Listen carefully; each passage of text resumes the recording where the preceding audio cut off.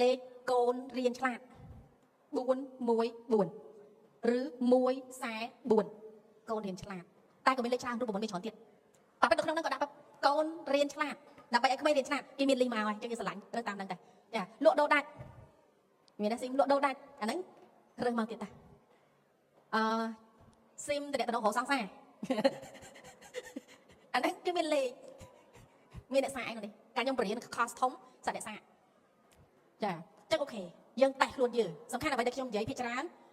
ដំបងឡើងអីមុនពេលខ្ញុំមកសក្តាខ្ញុំនិយាយមិនទាន់ចាំបាច់ជឿខ្ញុំទេតែទៅតេស្តនៅអ្វីដែលខ្ញុំនិយាយតើវាកើតឡើងមែនឬអត់វាពិតឬអត់ព្រោះដោយសារអ្វីដែលខ្ញុំហ៊ាននិយាយតើតែខ្ញុំតេស្តខ្លួនឯងចឹងសួរថាបើចង់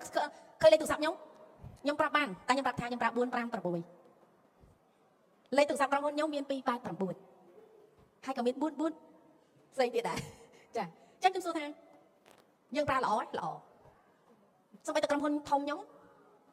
ប្រធានគ្រប់គ្រងសិតតែមានលេខ4ហ្នឹងគឺខ្ញុំអ្នករើសលេខឲ្យព្រោះកាលណាដែលយើងកាន់ការងារធំអត់អាចផ្លត់ស្នៀតទេអត្រាផ្លត់ស្នៀតឲ្យតូចបំផុតចា